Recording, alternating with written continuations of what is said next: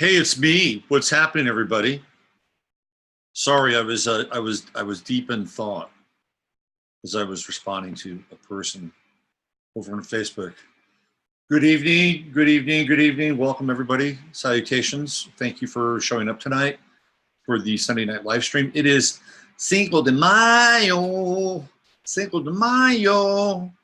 Back in the old days, circa 2018, I probably would have been celebrating a little bit today, if you know what I mean. A little bit of Cinco de Mayo with a little bit of the agave. I actually have some in my kitchen. I have had an open, slightly open. I think I had like one shot or something like that right after just.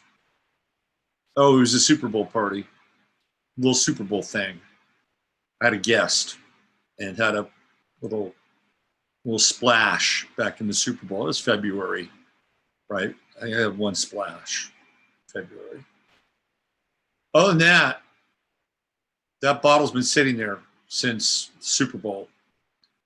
I have not availed myself of its wonderful contents because I do enjoy the agave plant and have in the past. But I've gotten off the fermented distilled beverage train for a while because I was having some health issues and I needed to deal with them post haste. So if you're out there and you're having a nice cold cerveza or you're having a nicely blended agave drink, distilled agave drink, enjoy it. Cinco de Mayo is weird.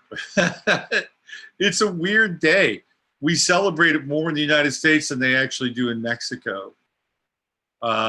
They've managed to take Cinco de Mayo and just really, punch it and jam it hard. And it's become kind of the, how do I say this, the avocado, tequila, and Dos Equis day of version of St. Patrick's Day. So this was the day that the Mexican army defeated the French army.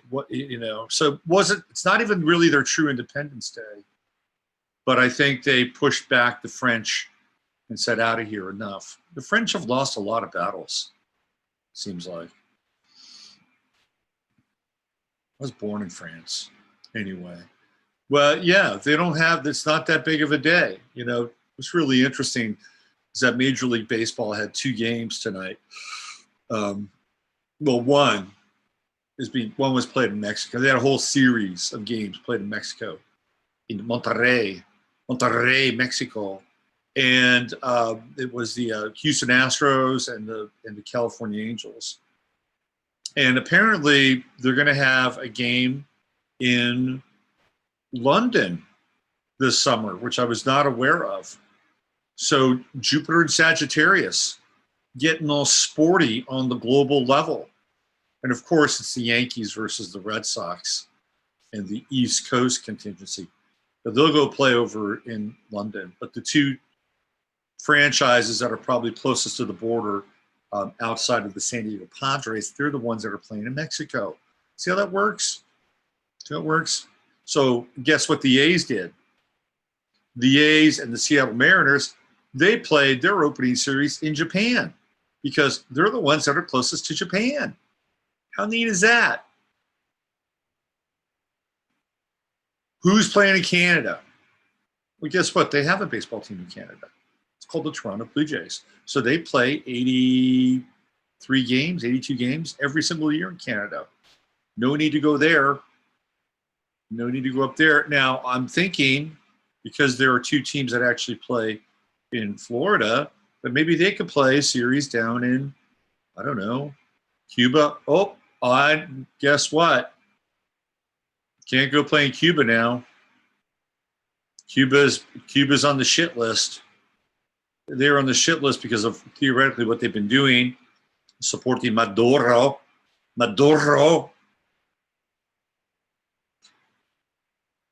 This whole thing with Venezuela is a total joke. I listen to talk radio We're going to get into some astrology tonight. Obviously, I'm just getting warmed up.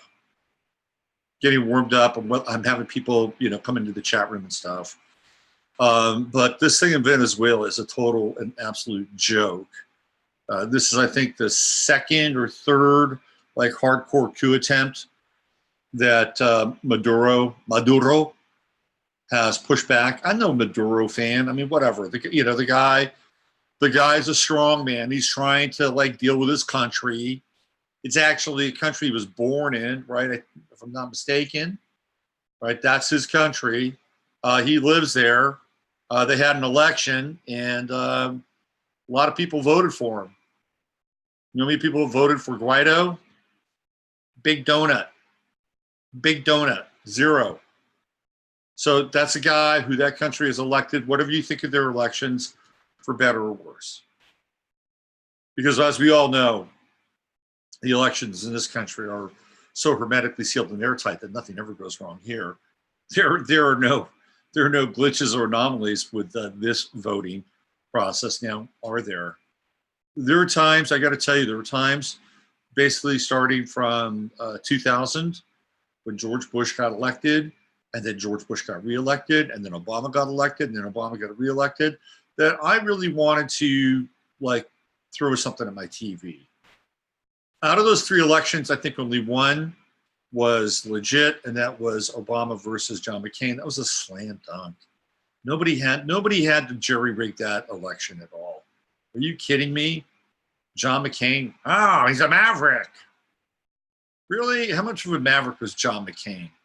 John McCain is, you look up the definition of maverick, you're not going to see him inside the Webster's dictionary at all. That was a slam dunk. Obama, young, good looking, articulate, first black candidate for president, right? I mean, come on now. That was a slam dunk. They didn't have to rig anything. The election before, John Kerry versus George Bush, 2 skull and boners. Of course they had to rig that. That was totally rigged. They wanted to get George Bush in. That was the plan. John Kerry came out of nowhere. I think he won Ohio, one of the primaries, and that was it. Boom, he was done. He was done, right? I think the guy who was the hotshot candidate was, what was his name?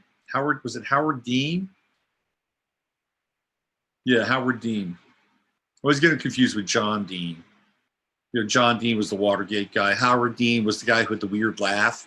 Ooh, remember him? Ooh, wow, whatever it was.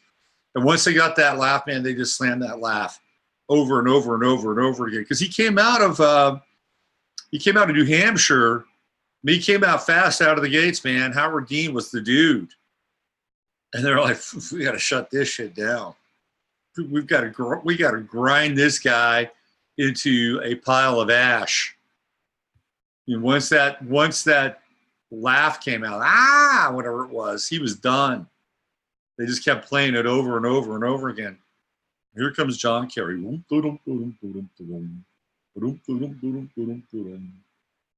John Kerry. How unimpressive was John Kerry? He was so unimpressive. So unimpressive. And it's really funny because I listen to talk radio, and most of the talk radio, of course, is conservative. So I was listening to one of these talk radio guys, talk radio jocks, try to frame that election. And he was missing it by a country mile. Totally missing. He thought that the Democrats were really trying to push John Kerry as a candidate, and that he had some, Vietnam cred, some soldier cred, a few skeletons in the closet. But he came from obviously a very wealthy family because he married into the Heinz family. So this guy is making this case that John Kerry was actually a legitimate candidate. And when the fact was, he was not a legitimate candidate at all. Really what he was set up by the Skull and Bones Network because they were both skull and boners. And John Kerry was picked so that he would lose and that they would rig the election because George Bush, go back in time. George Bush, it was a Cancer, I believe, Gemini rising. No, Leo rising, Cancer. That's right. Sun in the 12th house. He was not a very well-liked candidate. not a very well liked president. If you go back in time and look at what happened, I mean, he got some run. He got some run off of 9/11, right? He got run off 9/11, and the picture of him, kind of down there by the rubble of the Twin Towers, with the jacket on, making it look like he was all fucking in charge of everything. You transpose that with him when he's at that school in Florida where they're being read the story about the pet goat. The guy was shitting his pants, totally shitting his pants. He was thinking, he was told about it. He's like, okay. And he's got to go, and he runs into an underground bunker. I think there are theories about this. There are theories that the Bush family were involved with 9/11. I think they were, but I don't think they were involved. I don't think he thought it would go as far as it did. That's what I think. And then when he found out, like, the extent of what was going on, he was freaked out. He was totally freaked out. And who was in charge during that time? It was Dick Cheney. Dick Cheney was running everything. In fact, one could probably make a case that Dick Cheney was actually president of the United States while George Bush was having sleepovers with bald guys in the White House. This is what he did. Just look up Jeff Gannon, James Gucker, aka Johnny Gosh, and then the whole thing will unfold before your very eyes. But he wasn't very well liked. I mean, once 9/11 ran its course, he was not liked. In fact, people kind of hated him. And I couldn't stand him. And it was like, okay, he could have been defeated. He really could have been defeated. In that second election, what do? They run John Kerry. And there's all kinds of high strange and weirdness in places like Ohio and Illinois and Pennsylvania. Weird shit going on with the voting machines, the tabulation. And it was happening. It was happening. That election was being thrown. And what did John Kerry do? Nothing. He just walked away. He was paid to walk away. That was his role to play as a fellow Skull and Bones member. Yep. Tim Russert brought it up. Tim Russert was very, very popular during that time. And Tim Russert interviewed both John Kerry and George Bush and asked them about being members of Skull and Bones. Guess what? Tim Russert didn't live too long after that. I mean, who knows? Maybe he was diabetic, had a bad heart, bad ticker, whatever. I'm just telling you the facts. He didn't live very long after that. Hold on a second.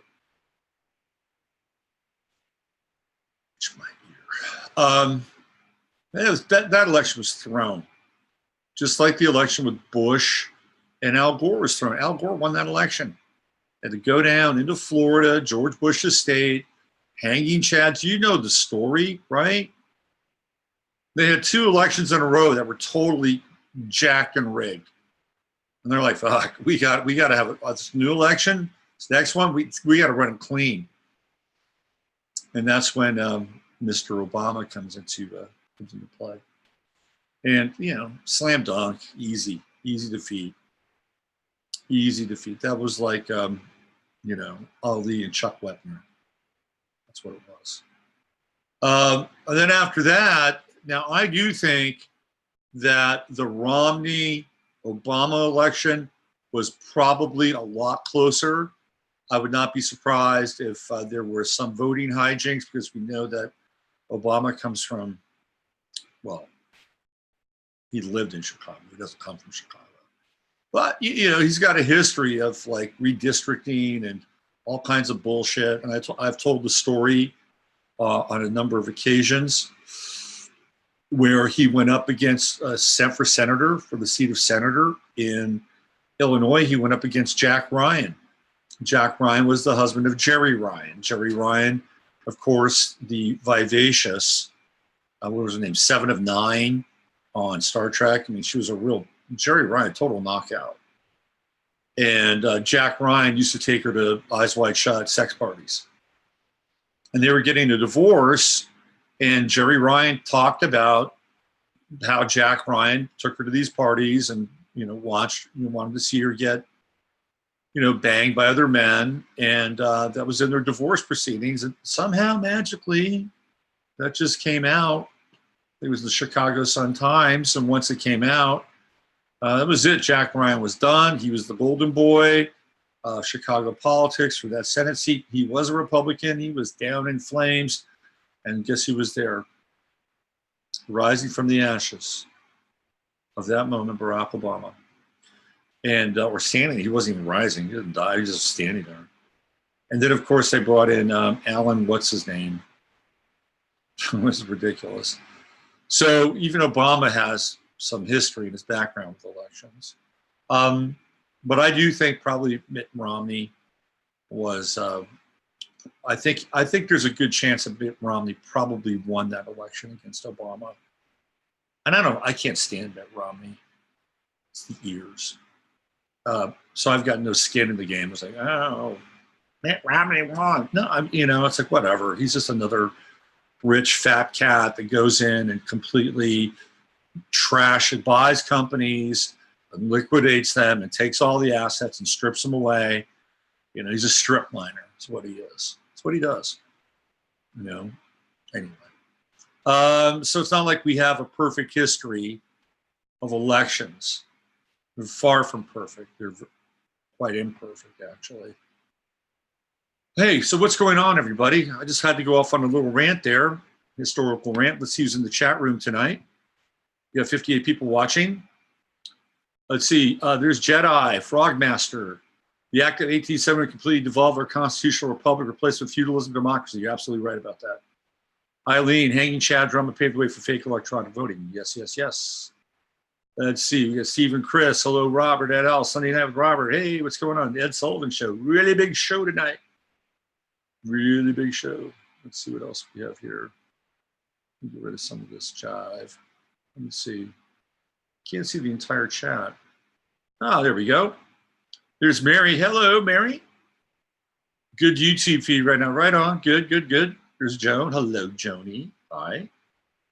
Let's see. America's become the new Weimar Republic. Bingo. Bingo. Jedi Frogmaster gets the analogy award tonight. I've talked about the Weimar Republic for a while now, and we have been. We've become the new Weimar Republic. You know what happened? You know what happened in the aftermath of the ashes of the Weimar Republic? Hitler rose. Weimar Republic was the most demoralized state of so-called democracy in recent memory. Completely demoralized. Really, that's what I'm looking for. Dehumanized, demoralized, and dehumanized. It was not great. It was not great. There was hyperinflation. The sex trade was really big during the Weimar Republic. And Steve and Chris, who are in the chat room tonight, they know this because they were looking at the Frankfurt Group, and they come out of the Weimar Republic. They did a lot of research on that. So those nice people come out of the Weimar Republic as well. And yeah, we're there. We are totally there. The only thing that's not quite there is the hyperinflation. Maybe give it time. No, I'm not like that. That's cynical. But yes, that's a great analogy, Jedi Frogmaster. I totally agree. Totally agree. So I've got a lot to cover tonight. A lot of charts. A lot of charts to do. A lot of stuff. May 6th is probably in terms of people born on one day, I cannot think of another day that has as many captivating characters as May 6th. And we're going to look at a bunch of May 6th charts. When I go through the list, and it's gonna blow your mind. Okay, somebody's already probably going online right now. May 6th. It's gonna blow your mind when we go through some of these charts. The other thing I want to talk about tonight is I want to talk about two minor aspects. One is the semi-square and the other is the sesquisquadrate. Both of those are related to the square family. The L7 family, right? L7, L7. How come nobody does this? How come nobody does this? As far as their secret sign. Nobody does that. We should have our own secret sign for our Sunday nights. How about the pinky? How about the pinky? Does anybody do the pinky? How about the pinky to the eye? Can we do that? We need our own special sign right here. Boom, like this. And if I know you, if I see you, I'll just go, right? And you go, we're part of the same thing. Because there's pink eye, right? Oh, think about that. Do pinky and then the eye. It's pink eye. Pink eye. So we're not pinkos, but we're pink eye. I'm open to suggestions. Okay, before we jump in to the chart of the moment, the semi-square, sesquisquadrate, and this really fantastic list of people born on May 6th, I have great news to share with you. And the great news is that we're moving forward with the big event in September. Okay, it has happened. It is going to happen. It is going to happen. And I've already staked out one location for lodgings, and they're looking good. I'm looking into another location, which could be even better. Okay, could be even better. Let me tell you who I have committed to come out for 3 days in the Hill Country, right here in the Hill Country. And it's going to be on the weekend of the 20th, the 21st, and the 22nd. That's a Friday, it's a Saturday, that's a Sunday. People can arrive on Thursday, leave on Monday, all right? But those 3 days we're going to spend together. I got great activities that I'm working on, but I have committed right now, coming off of a hot, and I mean hot show on Friday, Rock Castaldo. Ro's going to fly here to Texas, and he's going to open up his bag of tricks and get into Etruscan mythology and shamanism, and it's going to be very cool. Okay, Ro's coming here, Texas. From the opposite side of the country, Masaki Miyagawa's coming, and he's going to do some stuff with orgone. You want to make your own orgone, bring back some orgone under the guidance and the tutelage of the young master. Masaki's going to do it. He's going to talk about radionics. He's going to talk about orgone. He's going to talk about sacred geometry and numerology. Boom. You're committed. Here we go. This is, I'm really psyched about this. My good friend, Stephen Kent. You can look him up on YouTube's there, the internets.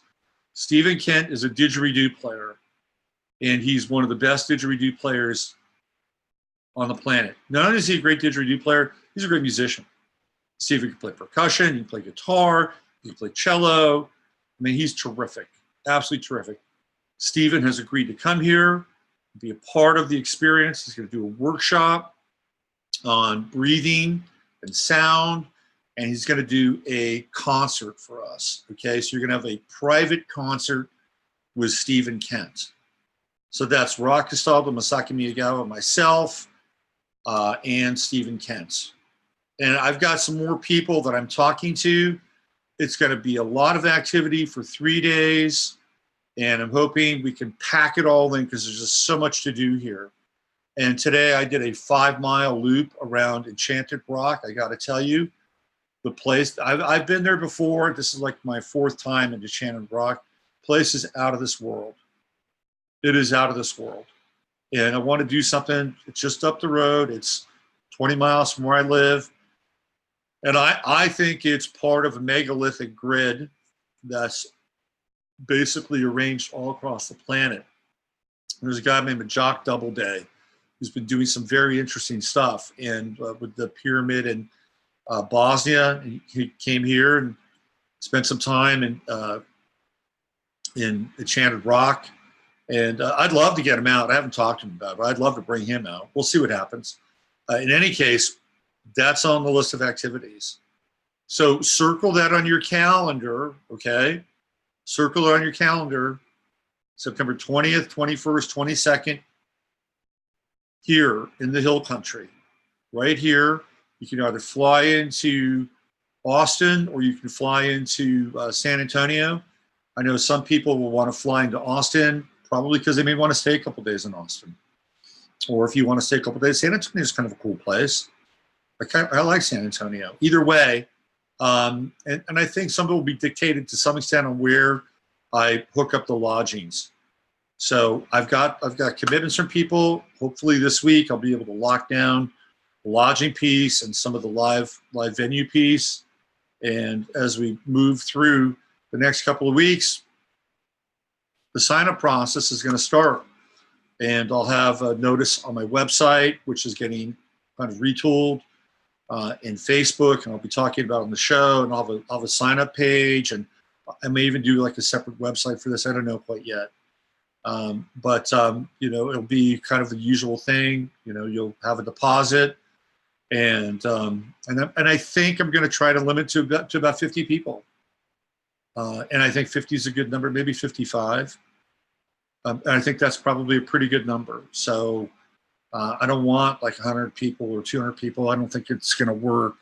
So it'll be like probably 55 people. And I'm probably going to have like a couple of like scholarships or something. You know, I'll probably set aside maybe, you know, 3 or 4. I'll probably set aside about four people or 4 opportunities for people who just really want to come, and they don't have like, you know, all the money to get out. It's not, and I'm going to try to keep this affordable. Okay. It's not an event to bleed you. It's not what it's about. But I'll figure that out. I'll have a few scholarships that I think that'll offer up. But not many. So, but it'll be worth it. Trust me. And I'm hoping to have some real hill country kinds of activities, like a barbecue. Oh yeah, we do barbecue in Texas. And if you're a vegetarian, I'll figure that out. We'll get you some, you know, Beyond Meat or something like that. Not the Impossible Burger, but Beyond Meat. I've heard very good reviews for the Beyond Meat product. Talked to a guy who works at Natural Grocers. He tried it. He's a meat eater. He liked it. So I'll make sure that there's some vegetarian options.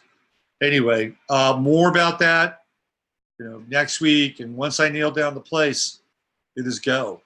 It is go time. Gabriel will blow his horn.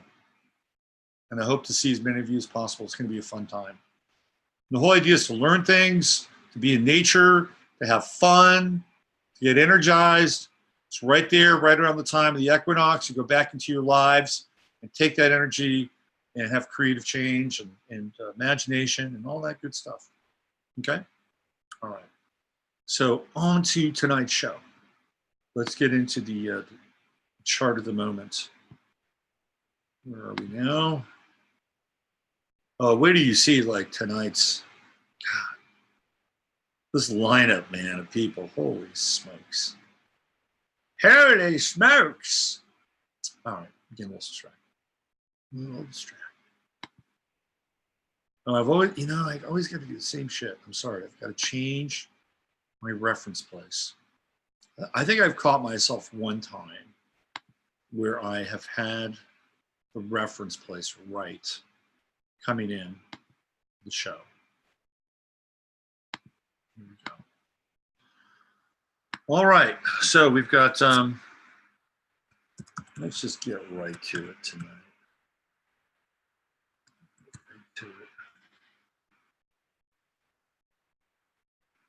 Okay. Well, all right. Sorry, I'm feeling a little goofy tonight. Okay. I think it was the walk around Enchanted Rock today. Did a 5-mile hike there today. Tell you all about it a little bit. All right, here we go. All right, getting into it. Screen share. There.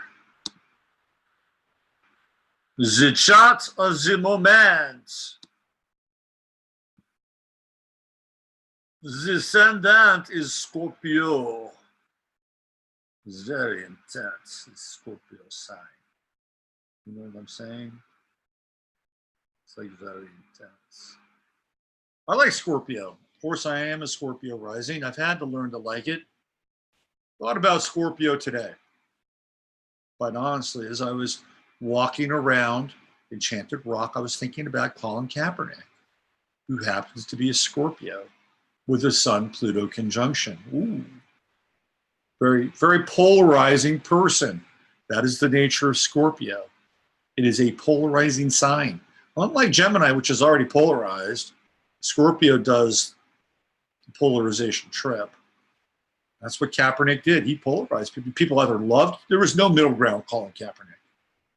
Either loved him and stood by his side, right? Or they hated him. There was no middle ground with Colin. And he's got a moon in Aries, so he's got a hot moon, right? He's going to be impetuous, but he's got Mercury in Libra. I think, here's what I think. I think he got swept up and caught up in the creation of a mythology.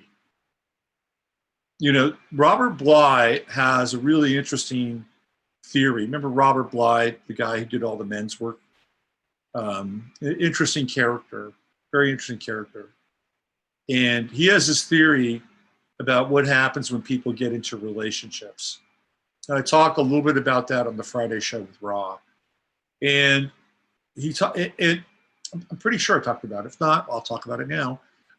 He talks about how when people get into relationships, what happens is that the archetypal forces of the relationships begin to work through them. And that we begin to be inhabited on a kind of a psychic level by what Bly calls giants. And so the drama of the interpersonal relationship is really this very interesting dance, this kind of psychic theater of archetypes being worked out in relationship. And I think that there's some truth to that, because when we get into relationship, sometimes what we are experiencing with another person can seem so insurmountable at points along the way that the only real, I think, explanation would be that these really powerful archetypal forces are being worked out on the front lines of human experience. It doesn't mean that they can't be worked out. I think that they can be, absolutely. But even the process of falling in love is part of that kind of archetypal, dive into letting go of boundaries and merging and blending. And which is why I think, besides the biological function, which is there as well, obviously, but there are bigger forces at play. And I think this is what was happening with Kaepernick. And Kaepernick, because he has that Sun-Pluto conjunction in his chart, became somebody that mythology began to sort of take hold of his life. And there's something slightly sacrificial about Kaepernick, but there's also something patently false about him. I think I should probably do kind of extended thing on Kaepernick because of not just the stance he took, but he's got like a really weird background. His mother was from Wisconsin. In fact, Kaepernick's from Wisconsin. And his mother gave him up for adoption because she was not in a place where she could raise him. Now, to her credit, she didn't get an abortion, right? She did not get an abortion. I'm sure there are some people who do not like Kaepernick who probably might hope that she had gotten an abortion. To be honest, I mean, I'm not one of them. But I bet if they knew that, well, she probably shouldn't have. That would be kind of terrible. So she gave him up for adoption. And Kaepernick moves. He goes from Wisconsin all the way to California. And he winds up becoming a San Francisco 49er fan. He has one of these kind of very sort of mythic moments, mythopoetic moments, where he wrote what he wanted to be when he grew up as a little kid. And one of the thing that he wrote was he wanted to play quarterback for the San Francisco 49ers. And he looked up to Steve Young at that time. That's exactly what he did. It's exactly what happened. You know, in the meantime, he gets raised by this family who has a cheese company in Turlock, California. And he's raised in an upper middle class farming family, a dairy family.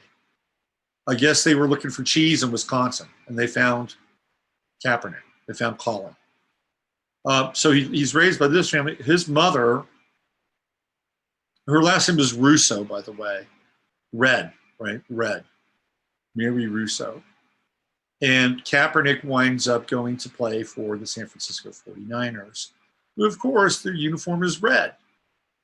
And this whole weird thing that I got into with Kaepernick and Jim Harbaugh and the 49ers, a lot of it was based on Gladiator and how Kaepernick was like this hired gun, this gladiator that Jim Harbaugh had, you know, sort of handpicked. And if you know anything about Harbaugh, he's really into history. He's really into things like Rome and the Civil War. Like, the guy is a military freak. And he lives his life like a military freak. He goes to Civil War reenactments. There was like so much shit that was going on between him and his brother leading up to their Super Bowl in New Orleans, which I could spend a whole show just on Harbaugh, the two Harbaughs, the Niners, the Super Bowl, and which I was covering a lot back in 2011 and 2012, specifically 2012. And I saw that what they were doing was they were setting the stage on a ritual level to set brother against brother. Now, there's a really interesting Inside Sports episode where both Harbaughs go to a Civil War reenactment. They both go there, right? That's prior, way before the Super Bowl. So there's all this like weird Civil War shit, brother versus brother, the Battle of New Orleans, you know? And then you have, then on the mythopoetic side, the guy who was the offensive coordinator for the San Francisco 49ers was a guy named Greg Roman. And Kaepernick came in like a freaking gladiator. If you look at Kaepernick during that time, I mean, he is just ripped to the core. I mean, he is a physical specimen that the NFL had not seen. You know, he's 6'4". He could throw a football 70 yards, and he could outrun 95% of the guys on the field. Maybe a couple DBs might be able to catch him. He was unlike anybody else. He came onto the scene, and Harbaugh brought him in, and this is part of the mythos, right? This is part of the gladiator mythos. His last name was Russo, his mother's last name, which is Red. And Mary Russo, Mary of the Red Mary. And he dons the red, he dons the Niners scarlet. The offense coordinator is Roman. I mean, all this shit is happening, right?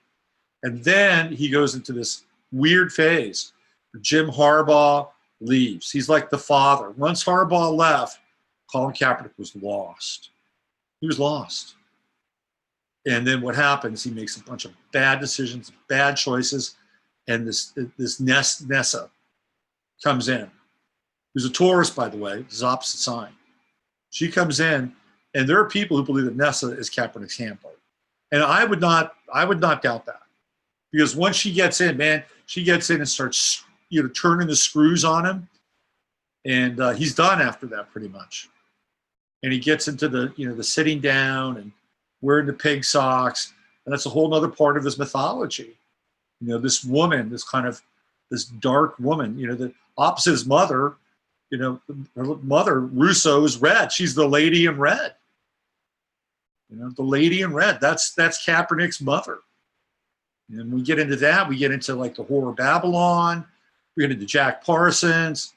It's very interesting stuff. The Nessa comes in, Nessa Diab, she's Egyptian. That's where she comes from. She comes from Egypt. She's a Muslim, but she doesn't talk about it. Kaepernick becomes a vegetarian, begins to lose a bunch of weight. He's done. And there's a whole other kind of now postscript to his career, you know, and it's all with that Sun-Pluto conjunction in Scorpio. And when we get into the outer planets, what happens with the outer planets is that they become these giants that I was talking about when it comes to Bly, right? When he talks about these giants or these mythopoetic forces that come in and begin to alter us in some ways in the theater of relationship.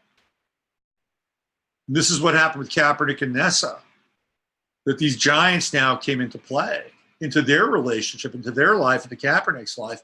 That gets played out on a stage, and on a very big stage. And because he's Pluto and Scorpio, he's dealing with millennials. He was going through all this, by the way, as he was entering his Saturn return. And now he's done. He'll never play pro football again. Never. He's done. And the people who were very, how do I say this? They were very quick to attach their wagon to Colin Kaepernick to advance their own agenda. They will leave him on the side of the road. You know, what Nike did with Kaepernick was basically a high level of exploitation. They're not going to invest in him as a social justice warrior for the next 4 to 5 years. Once he settled that case with the NFL, he was done. He was done. And what's interesting is the guy that worked on his case was Mark Garagos. And Mark Garagos was named with, what's his name? Creepy porn lawyer. Creepy porn lawyer is doing time now. Or he will. Mark Garagos won't, because Mark Garagos is too connected. He's got a bunch of dirt. Avenetti. And they were shaking down Nike, the same company that was forwarding Colin Kaepernick as the face and the brand of their fill in the blank, their sneakers, their jerseys, whatever Nike was doing. They're like, we want Kaepernick because he sacrificed everything. He did. He sacrificed everything. But at the end of the day, it's not going to really, I think he'll be a footnote in history. I do. Because where does he go from here? There's no heat. There's no buzz around him. Once he settled, he was done. He was done. Anyway, there's a long riff about Kaepernick. That Sun-Scorpio conjunction. The outer planets begin to move through our lives. They are the giants. They are the titans. They are the archetypal forces that compel us to do certain things, perhaps even beyond our own best interests in our mind or our own reasoning. You know, I've got Pluto. It's the highest planet in my chart. It's conjunct my midheaven. I come back to Pluto again and again and again. Right? I got that Pluto thing happening. You know, it's like, I'm going to change the world, right? I mean, that's my Pluto in action. And I've had to make some sacrifices along the way. Trust me. It's not easy with that shit. I don't mind it. It's what I'm here, what I was born into. You know, but that's the nature of the outer planets. Wherever they are, especially if they're on cardinal points in your chart, they will have their way with you. And you will have an archetypal experience with that planet, right? It's the way it is. It's the way it is. All right, let's get into the chart of the moment. It was all about Scorpio. See what happened? I got possessed by Scorpio in that moment. We got Jupiter right now in the second house. If I was a preacher at a super church right now, I'd be banging at Jupiter. I really would, man. That's like prosperity. In the second house in Sagittarius, that's a big prosperity moment. I beseech you to give to this ministry. And you know why? Because it'll feel good. It'll feel good because money That money will go right into the good works of our Lord and Savior. And will put fuel into my private jet so I can go around the planet and I can sermonize and I can take the heathens of this world, turn them into God-loving and God-fearing Christians. But I can't do it without you. I need your help. I got to make the payments on the jet. I got to fill it up with God's fuel, God's good fuel. And you're bringing God's good fuel to my life, our ministry together. Don't hesitate now. Come on now. The only reason I'm bringing this up is the Jupiter in the second house. I actually saw this thing on, who was it? Kenneth Copeland. Kenneth Copeland's got a badass jet, man. This guy's got a badass jet. He's got his own private jet. He's got a resort that he goes to in Colorado. He goes there about 20 times a year on that jet. He's got like a jet that the upper 0.5% have. And it's just minuscule. I need a private jet. Maybe I could start small. How about an ultralight? I'll start with an ultralight. That's kind of dangerous, isn't it? Anyway, Jupiter's in Sagittarius right now, second house. This is just the chart of the moment for here. We've got this Jupiter-Mars opposition. I should talk about that. You know, there's some weird stuff that's been happening the last couple of days.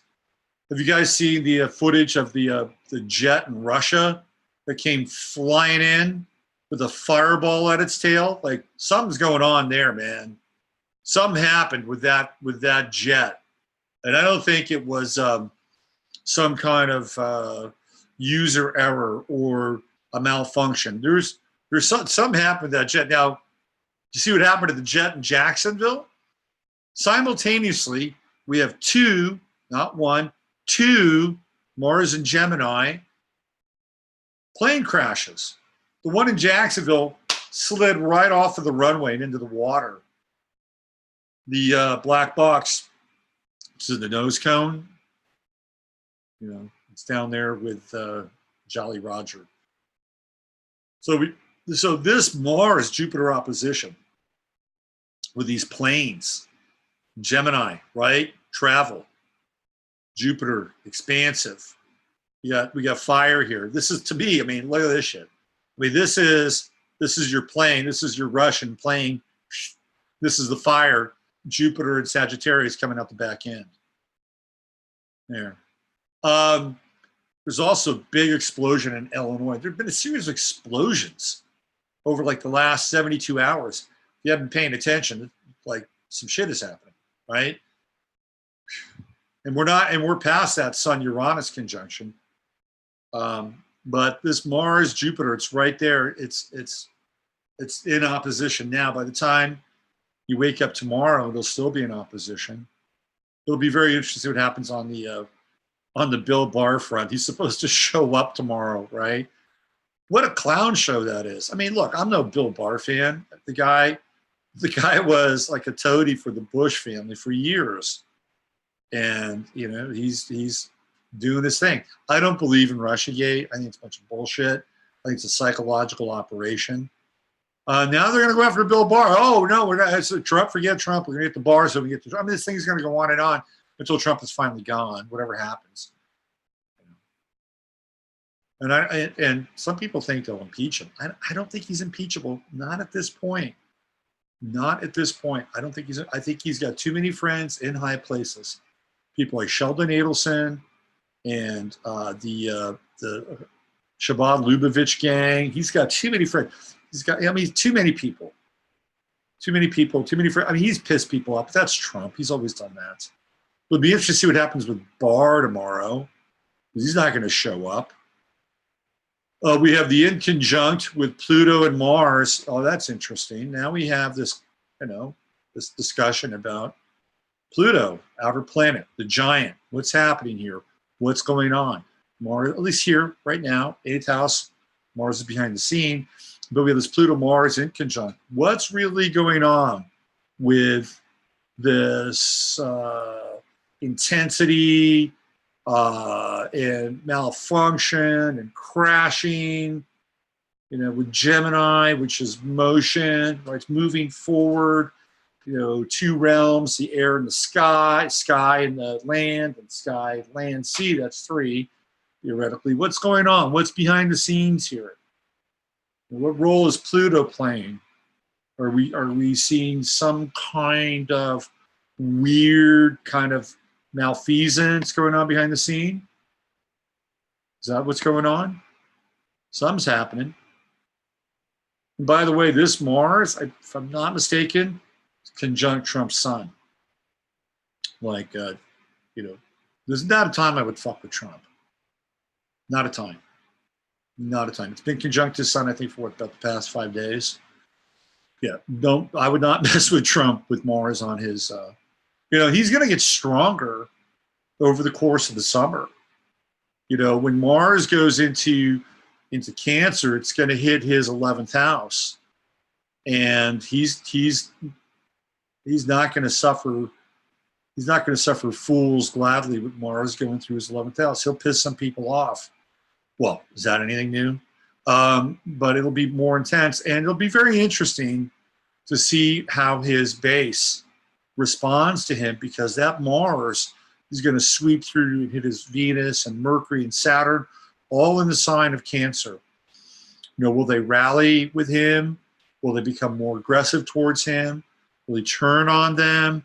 Will he try to, you know, use his base and energize them? And it's going to be very interesting to see what happens. And then, of course, that Mars is going to go into Leo after that. That's when he's, I think, you know, we talked about that Mars transit through his 6th house. That was back when it was in Aquarius. Remember that? I said this is a big critical phase for him. And it was a very tricky phase, but he got through it, right? He got through that phase. The next one that's going to be just as intense is that Mars going through his 12th house.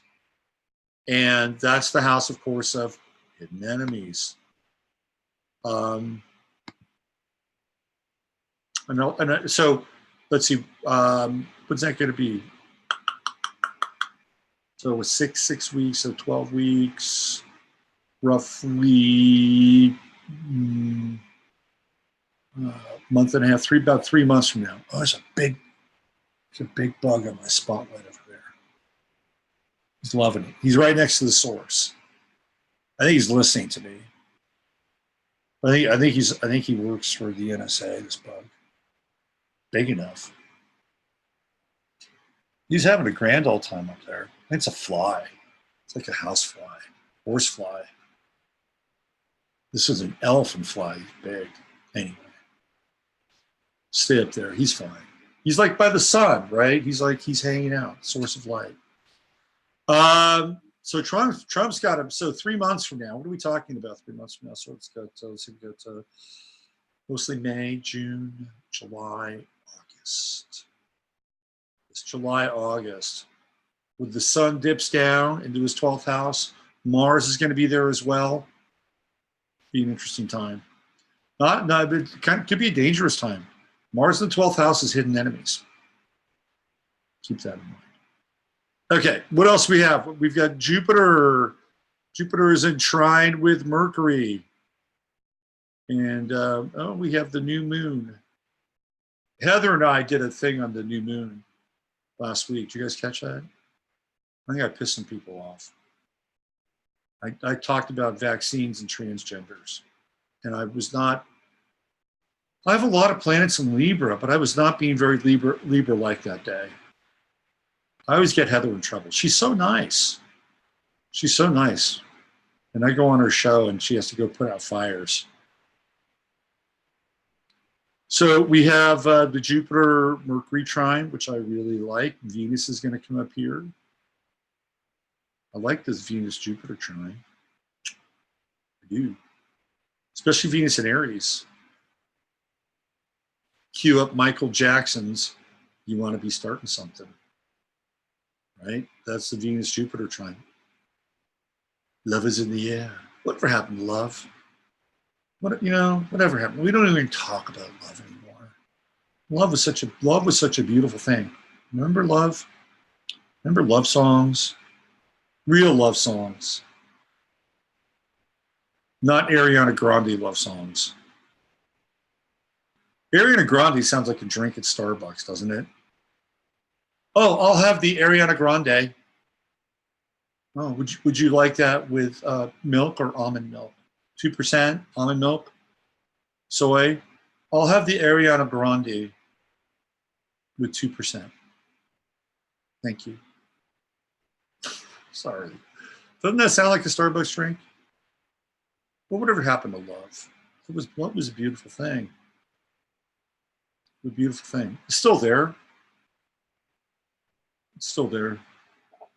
Cue David Bowie and Freddie Mercury. Why can't we give love one more chance? Why can't we give love, give love, give love, give love one more chance? Absolutely. We need to give love one more chance. Venus, trine Jupiter.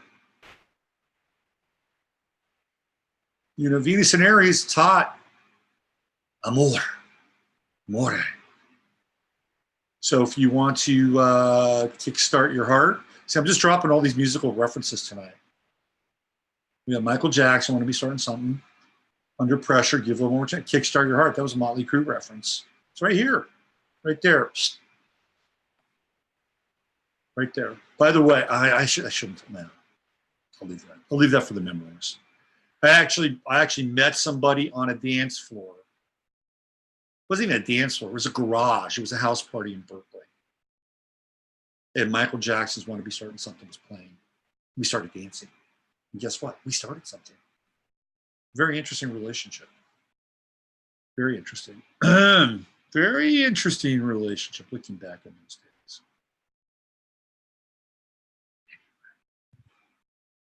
She was the stepmother of a very famous R&B diva. That's all I'll say. Leave it at that. There will be no kiss and tells tonight. So there you go. Venus trine Jupiter right there. Kickstart your hearts. Got a Mercury, Jupiter trine. A lot of talking going on. Some interesting insights, perhaps. And then we have Jupiter in trine with wide trine, very wide with Uranus. We had that nice little trine there for a while. Uranus is moving on, and Jupiter is kind of waving. See, Uranus. See, it's been really fun. Come back sometime. Don't worry, Jupiter, you'll catch up with Uranus again.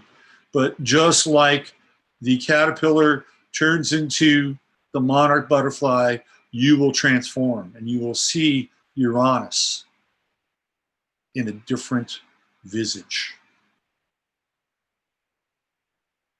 We talked about the Saturn-Pluto conjunction last week and that nifty little sextile to Neptune that's going on and how you can actually make some change in your life.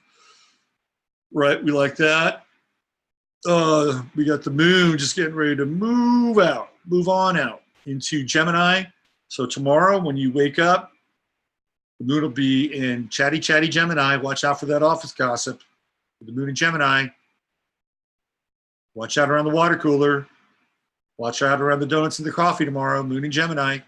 It's going to be good though, right? I think. Yeah, it'll be fine. But we're going to have, over the course of the next couple of days, that moon in opposition to Jupiter. It's a little bit restless. Moon-Jupiter opposition.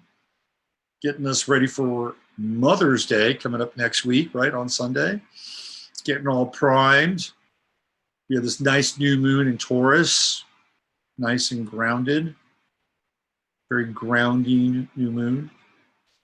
I spent last night watching the Warriors game down at Cultures. It's very interesting when you don't drink and you're around a bunch of people who are getting drunk. It's very interesting. It's like, wow. It's if I was a person who had a bit more of a manipulative streak, Like, all you got to do is be sober in a room full of drunk people. Let me tell you, man, you could move people around real easy up to a point, unless somebody goes off the res when they're really drunk. You could be in trouble. But it was like, wow, you know, this is interesting. I told this story before.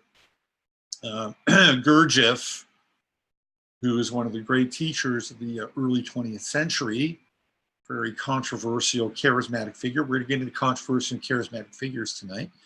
Gurdjieff, whenever he would have new people join his group to do the work, they would sit around and they would have food and they would drink wine and vodka. And Gurdjieff would lead them in the Toast of the Fools. And people would get progressively drunk. Gurdjieff didn't drink. He'd just sit there and watch them. And he would make notes because people would reveal themselves when they got drunk. So he knew exactly what he was dealing with, man. He was like getting into their secrets, right? He knew exactly where to push them, knew exactly where to take them, he knew exactly what was going on with these people. Smart guy, that Gurdjieff. And it was through alcohol. What else do we have here?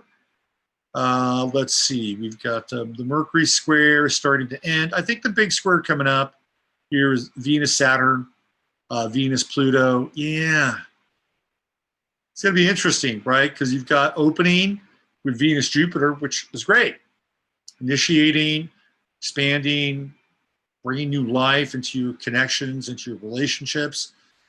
But Saturn square and Pluto square is like, okay, well, you know, are there boundaries here? Are there boundaries? Because, you know, that Venus in Aries, that's a hot Venus. A very, very hot Venus. People who have Libra rising have Aries on their 7th house cusp. And I've found very few single Libra rising people. Very few. Because what happens when they get out of a relationship? You go run over to that 7th house and punch that ticket. Go right into Aries mode, right? That's what happens. What happens? How they relate. I've seen it. There's also impatience sometimes with Aries on the 7th house cusp. So if you're with somebody who's a Libra rising, if you're a man, you're with one of these beautiful Libra rising women, and they are very pretty, right? There's Aries over there, you better show up. You better show up and be a man, whatever that is, right?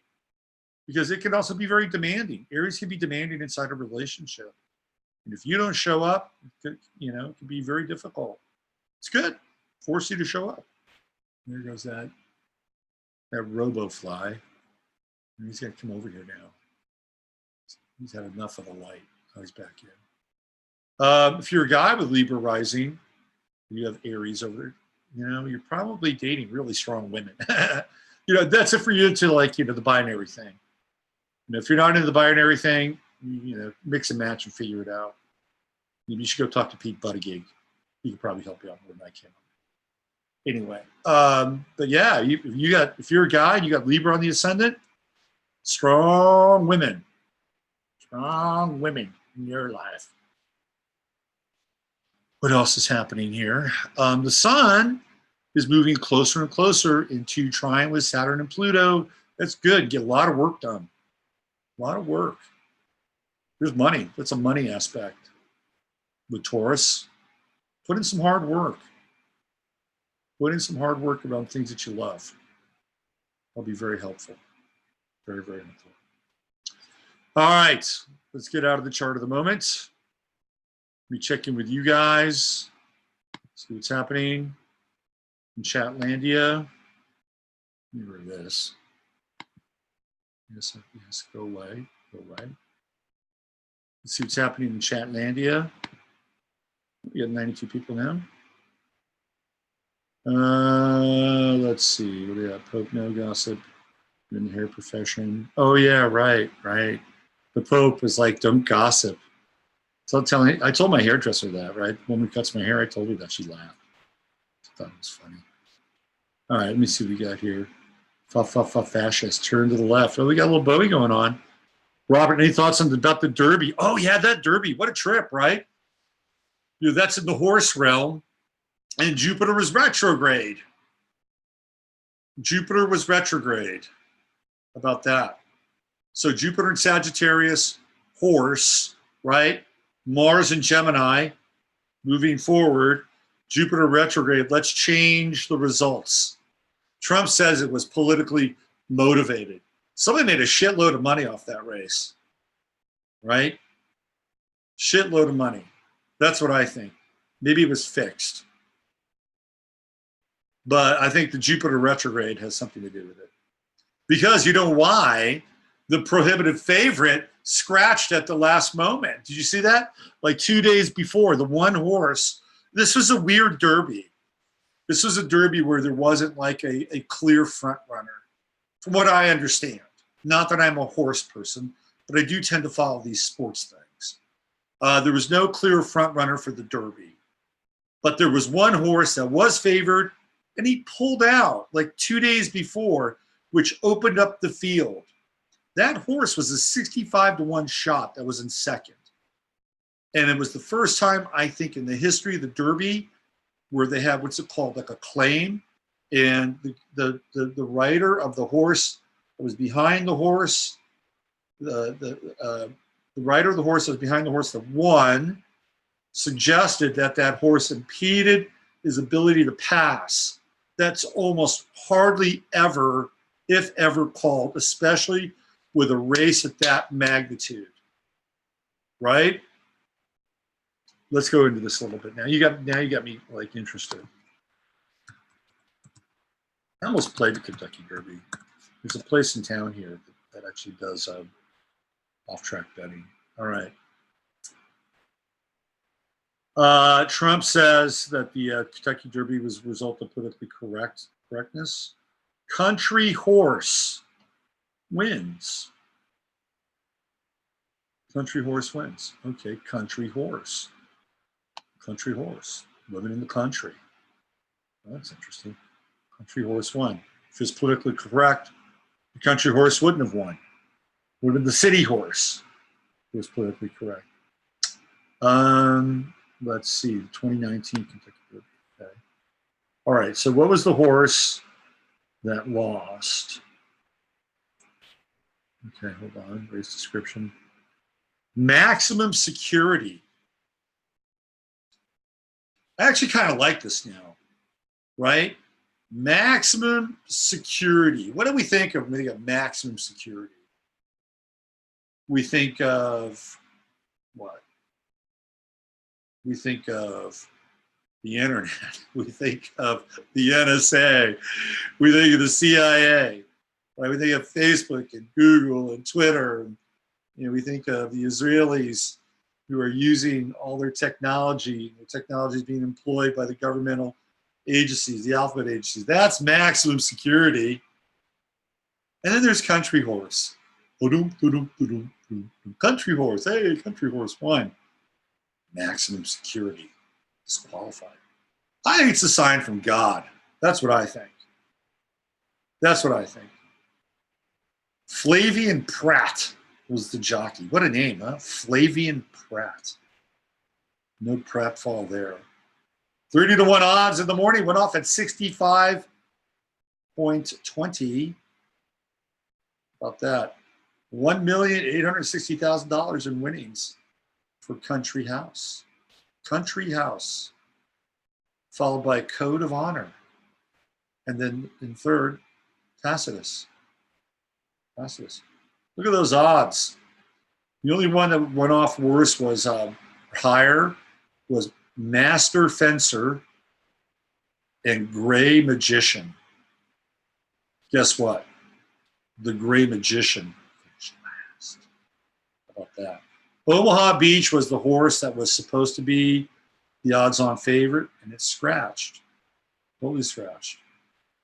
So the Gray Magicians, they lost. They lost. It's a sign. It's a sign from God. The Gray Magician lost. The final horse in the race. And then the one that horse almost, Country House. Country House. Right? 2.5 acres, some goats, some chickens. Maybe a little well. Maybe a little, I don't know, growing some hemp. Country House won. There you go. There's my meta Astro analysis. Jupiter retrograde, though, I think, because Jupiter represents Jupiter Sagittarius, man, that is a gambling aspect, total gambling, horse aspect. Sagittarius retrograde ain't happening. Ain't happening. So country house 1. That's my analysis. Country house, that's right. Max security, prison, that's right, prisons. Yeah, boom, done. Prisons, thank you. You guys are so smart. You guys are so smart. You're the smartest chat room on the internet. There we go. How's that? Pat yourself on the back. Right there. Right there. Okay. Let's get into some of these charts. Tonight is crazy. Crazy on the chart side. When I get into tomorrow's birthdays, it's going to blow your mind. Where do I start? I don't even know where to start. Do I start high? Do I start low? Let's see. Let's start here. Let's go here. The wall. Yes. Maximum security. The wall. Ooh, there's a nice little l'addition. L'addition. Here we go. Okay, this is the chart of APG and NE. And some of you might know who this guy is. He was the guy that started Bank of America. Born in the town that I grew up in. I grew up in San Jose, California, from the fourth grade. The fourth grade was weird. Fourth grade was strange, man.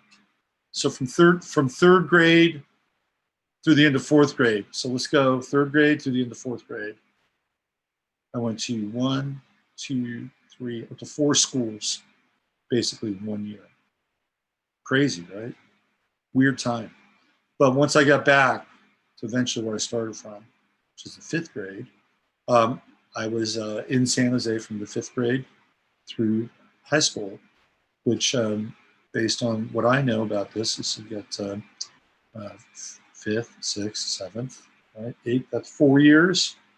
And then another 4 years, so 8 years. That's where I lived, San Jose, California. And APG Nenny was born there. APG Nenny started the Bank of Italy, and he bought the Bank of America. And he became probably this country's greatest banker.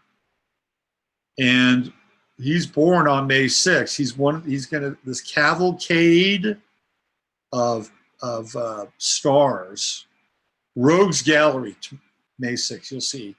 He just kicks it all off, right? So here we have that Sun-Pluto conjunction. Remember I was talking about that with Capricorn? Kaepernick, Colin Capricorn. There is a Colin Capricorn. His name is Colin Cowherd. He's a sports guy. He's a Capricorn. You could call him Colin Capricorn. Anyway, Sun-Pluto conjunction right there. Taurus. What is that? Money, money, money. Money. Right? Right there. Sun-Pluto conjunction. The guy changed banking. Seriously changed banking. And what, a long time ago, people just did not trust banks. They didn't trust banks. But I think he was able to somehow convey this sense of trust with the Sun conjunction with the true node and Uranus, right? Right here. Now, this time, there's 2 times for him. This was kind of a rectified time. It's like it's not an A time. But I thought that this was at the very least a Sun-Pluto conjunction with money. Taurus represents money, hard assets. And this guy was able to accrue a lot of them. Now, the 8th house tends to be other people's money. So this is not necessarily a bad rectified chart. Saturn, 8th house, dealing with other people's money, right? In Sagittarius. It's retrograde. So one of the things, this is interesting. So in 1906, during the great earthquake in San Francisco, his office, his Bank of America office, was leveled, and there was a shitload of gold. And remember now, this is not too far after the Great Gold Rush, 1849. He was born in 1870, so 21 years after. But 1916, that gold had to go somewhere. A lot of that gold came from the gold country into sort of the nape of the Barbary Coast, which was San Francisco. Ton of gold. He had a ton of gold, ton of money. And what he did is he went to his branch of Bank America, and he had like $2.5 million, which in 1906 was, as they say, a shit ton of money. So he had the gold and the money, and he put it all on a horse cart, like the cart that was supposedly selling vegetables. He probably had to get more than one. But he hid all the money under these vegetables, and he dressed up like a vegetable sales guy, vegetable seller. And beneath all these vegetables was the entire fortune of Bank America. It's an interesting story, and here we have Neptune, and it's in trine with Saturn, right? So it's a little duck and cover here, little duck and cover. Using that kind of Neptunian camouflage to move other people's assets around. I don't think this guy was totally forthright, not with a Neptune moon square. No. He's got a nice trine, sextile here between Pluto and the. See, this is where it's like, okay, we're gonna make you feel safe. It's a very, very safe place to bring your money, et cetera, et cetera, et cetera. Maybe he's got like some checking deal. I don't know. He had dreams of the ATM back then. But the Neptune square to the moon, that is not that's a square that could be, how should I say, a little on the duplicitous side, a little bit.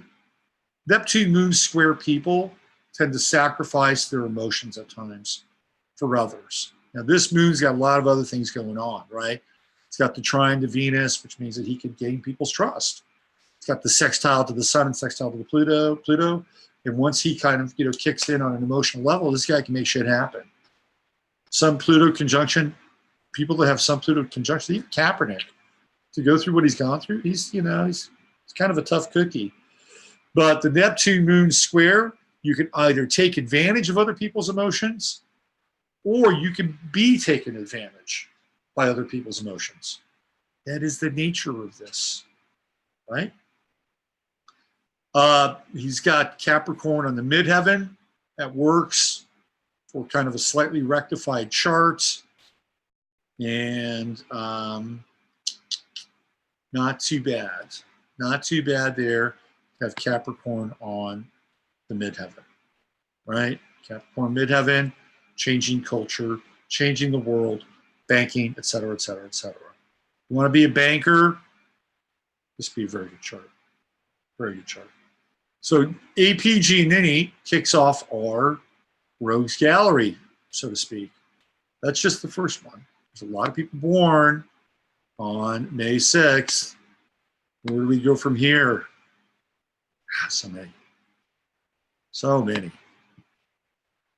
Let's see. What do we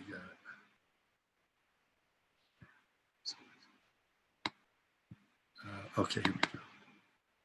Not quite a contemporary, but close. Very, very close. I guess he would be a contemporary because they're born 2 years apart. Yeah, he's a contemporary. Who am I talking about? I'm talking about Nicholas, Tsar of Russia, also born on May 6th, the last Tsar of Russia, killed by the Bolsheviks. And there are two charts, or two times for him. I think this one worked really, really well. And the reason why this time works really well is because of the ascendant with Aries, which happens to be, an ascendant that we would connect with things like willpower and violence and war and, just kind of manifest destiny, right? And what does he got there? He's got Neptune there. That's not great. Not an Aries. Not even close, right? Not great. And what happens to him is he winds up getting involved in World War I. And it is not good for him. It is not good for Russia. Not at all. He's got issues with Napoleon. Actually, he doesn't have issues with Napoleon. His father does. But this is not good. This is not a good aspect.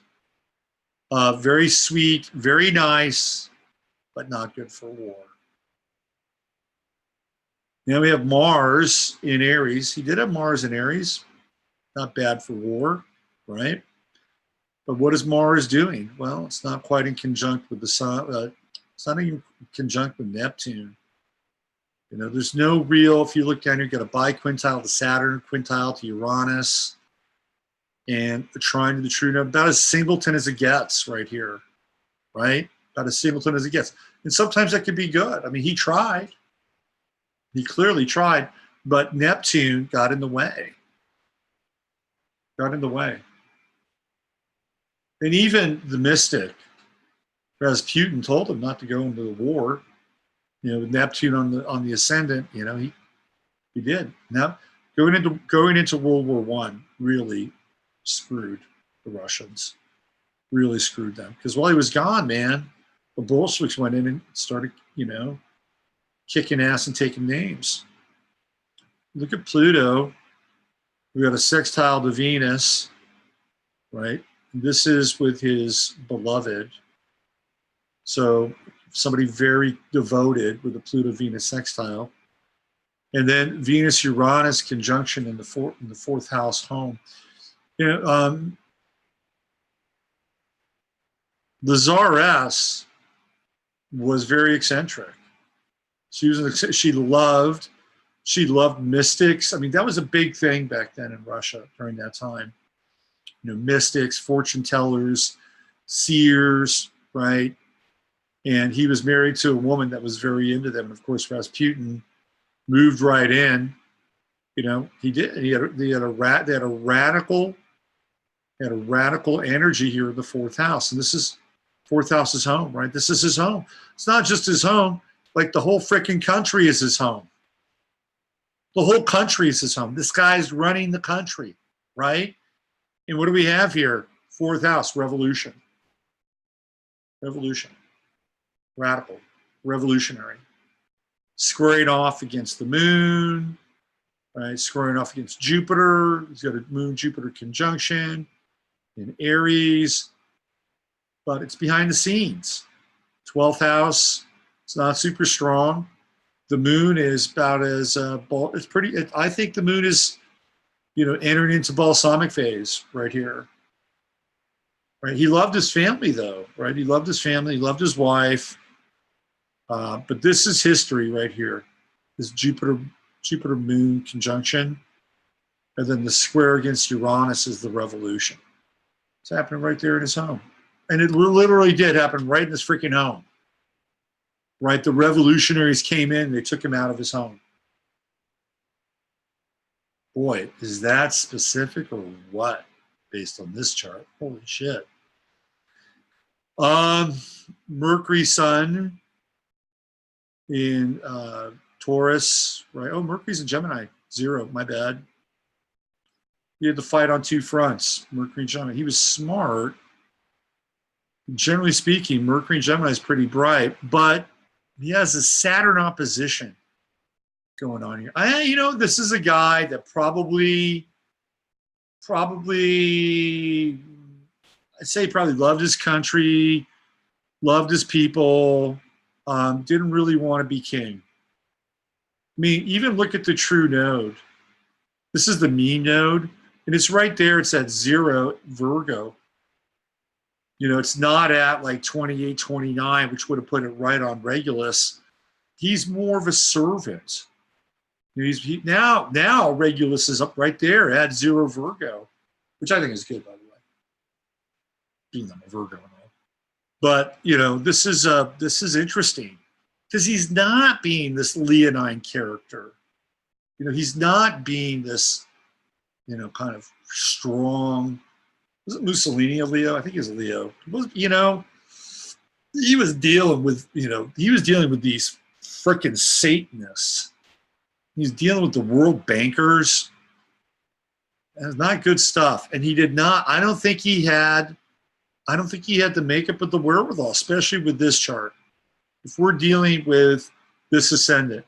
Now, if he was, maybe the ascendant was a little bit later and his Mars was on the ascendant, then this guy he'd be an ass kicker. But he wasn't, right? He was not. That's why I think this rising sign works. Tragic character, tragic figure, but born on May 6th. But we're not done. We're just getting started. Okay, so we have APG Ninny, the guy who started Bank of America. Now we have Nicholas, the last Tsar of Russia. Who do we have next? Who is next on our hit parade? I think I'm probably going to go historical and sequential here.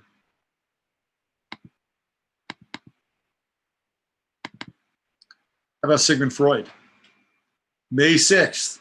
So now we have APG Ninny, the father of massive banking, huge banking, Bank of America. We've got Nicholas, the tragic Tsar of Russia, deposed by the bankers, right? And now we've got Sigmund Freud, the Scorpio. Scorpio rising. Of course he's a Scorpio rising. He wants to find out people's shit, right? That's what he did. And he was obsessed with sex. Scorpio rising. This is interesting. The guy is a psychotherapist. Look at his 7th house. He changes. He's, they call him the father of modern psychotherapy. But there's some truth to that. Like he's got this Sun-Uranus conjunction in Taurus. And again, he's kind of a contemporary, a little bit of a contemporary with Giannini and the Tsar. And he's got Mercury in Taurus, so 7th house, talky. Tell me about your mother, right? Here's the mother in the 8th house in Gemini, 8th house, the secrets of the mother. The Oedipal secrets of the mother being hatched in the 8th house and talking about them. Saturn being the highest planet in the chart in apex, squaring off against Neptune and Jupiter, but again, behind the scenes, right? And figuring out like what the structure and the roadmap for his model, so to speak. Freud was really into money, by the way. He was a big money person. He loved the fact that people paid him just to talk to him. Right, so we have a Venus-Pluto conjunction, 6th house, service, right? Even Venus-Pluto right here, talk, right? Money, theoretically transform, true node, 6th house, Aries, he's great breaking new ground. Mars over here, Gemini, what's it doing? I'm going to go on record. I'm going to say that I don't think Freud really liked people. I don't think he liked people. I don't think Freud had any humanitarian interest. That's my take. And I think that has to do with the fact that he's got the South Node over here, theoretically conjunct Mars, which tends to be passive aggressive in Libra, especially with the South Node there, right? South Node is other people in Libra. I don't think he liked other people. I don't think so. There's an inconjunct with Venus between here and here. I think he tolerated other people. I think he tolerated them. Right? Tolerated them because I think he liked power and I think he liked money. That's my sense, my 2 cents. But he's all up in here, right? 4th house. Here's also the mother, the 4th house with Neptune here, Neptune in Pisces. 4th house, dealing with Oedipal material, right? Saturn square. He had mother issues. Freud had mother issues. You can see right here, Saturn square Neptune, right? Pisces 4th house, but he capitalized on it. Totally capitalized on it. So did he work out of his home? Did he have like a place? I don't know. I don't know this. But if he did, certainly Aquarius there in the 4th house cusp would be Good place to do that. And I think he had ego. He had ego. Right up here. You know who's a Leo? Carl Jung. Carl Jung's a Leo. He's born early, was it July, late July, I think. He's an early Leo. Anyway, Jung's sun would be right about there. And of course, Freud and Jung were, they're people that were tight, right? They theoretically.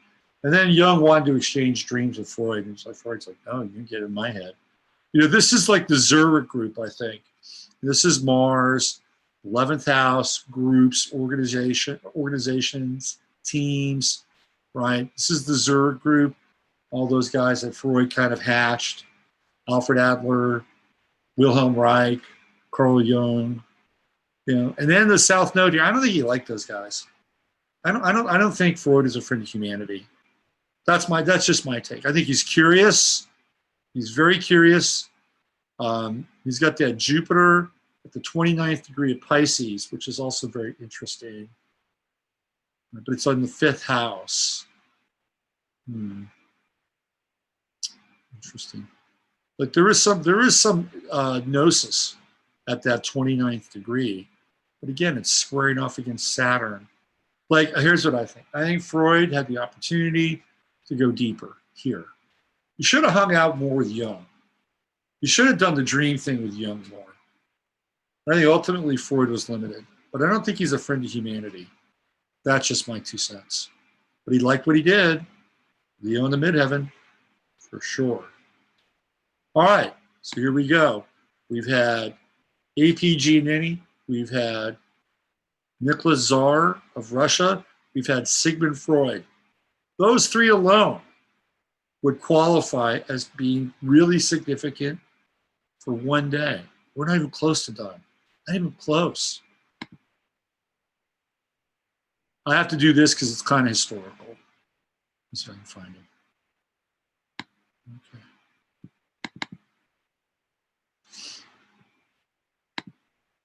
Probably one of the greatest players of the 20th century in modern sports, Willie Mays, May 6th. May 6th. It's another one. The thing that was interesting about Willie Mays is that he was really conservative. He was really conservative. He's Capricorn rising, Moon-Saturn conjunction, hard life. The guy had a hard life. Moon-Saturn conjunction, 1st house, that's poverty, right? Like he grew up in Alabama, Westfield, Alabama. Probably didn't have much. Moon-Saturn conjunction, mother being a very strong force in his life. But Willie was conservative. They were just coming off of Jackie Robinson. And Jackie Robinson being this real firebrand. The guy that turned the civil rights game around in baseball. And people were hoping that Willie Mays would do something very similar. Willie didn't have any of that. He wanted none of it. Willie wanted to be conservative and well-liked and make a lot of money. And he did. That's exactly what he did. He's still around. He played for a very long time. Willie Mays played for almost 20 years. And here we have the sun trine to Saturn, the sun trine to the moon. That's longevity. He's still around, born in 1931. So he's still around. He's still doing his thing. The interesting thing about Willie is that he was a Mason, Freemason. So we have Venus, true node, Uranus, 3rd house. Well, it's not the 11th house. It does represent, right? Venus, Uranus is unusual kinds of relationships, right? And we get into Uranus, that's the ruler of the 11th house. And of course, he is well known for being somebody who was one of the leading athletic and sports figures of the 20th century. True node in Aries, right there, 3rd house. And Willie Mays was fast. He was a very fast runner. He's got Mars and Leo. He wants to perform, obviously. And he's got the Mars trine to his true node, Mars trine to Venus, Mars trine to Uranus. There's your athletic ability right there, right? He's got Mercury in Taurus, retrograde, Sun in Taurus, 4th house. Again, more conservative energy. And I don't know if Willie had great relationships. I know that he's loved by Giants fans. But I'm not sure he had great relation. Maybe they got better as he got older. You know, he's got the Venus square to Saturn, Venus square to the Moon, Venus square. I know he didn't give any autographs out. I had a friend that played golf. He played a round of golf, 18 holes with Willie Mays one time, and Willie moved his ball. Like he made a bad shot and, you know, tossed his ball out. And my friend saw it, and Willie Mays knew that he saw it, and he looked at my friend. He says, "I'm Willie Mays." It's a true story. True story. I don't know how well loved he was. I know the public loved him. He was the say hey kid, right? When we think of the kid, we think of Leo, Mars and Leo, the third house, the eternal youth, Gemini. Willie's been around a long time. His perception of Willie Mays, Libra, right? Generally well liked. But he didn't always have the greatest reputation. He didn't always have a reputation of being like a really generous person. Moon Saturn conjunction. And even though he came off as being, I think, kind of the say hey kid, he was very suspicious of people. Pluto Jupiter conjunction, 7th house. Look at that right there. He made money off of relationships, business deals, one-on-ones.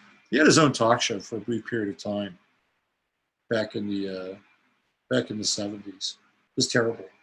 It was on local TV. It was terrible. And they actually had call-in. I tried to call in one night to get on his talk show, and I couldn't get in. I fucking lost my shit, man. I was so pissed off. I don't know what I wanted to talk about. Anyway, that Sun-Mars square, he's a battler. Anytime you see a Sun-Mars square in a chart, person's a battler, fighter. He did not like to lose. I think he won a World Series early on.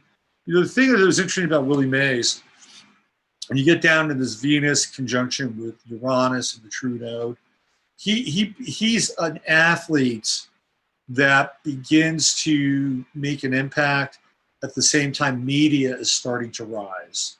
And of course, there's the famous photograph of his catch against Vic Wertz, who hits this fly ball, and you know his back is to the crowd, and it becomes one of these, you know, very iconic images of the 20th century. You know, but they hadn't really caught that before, you know, from an image standpoint, but not just an image standpoint, but then to distribute that image across newspapers all around the country.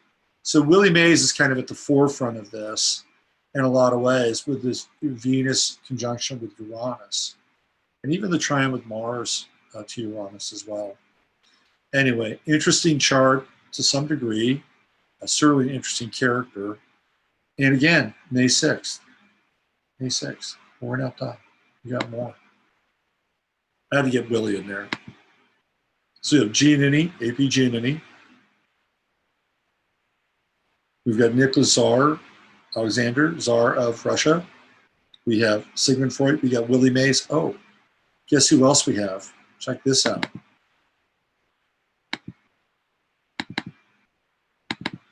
Can you say Orson Welles? Same day, May 6th.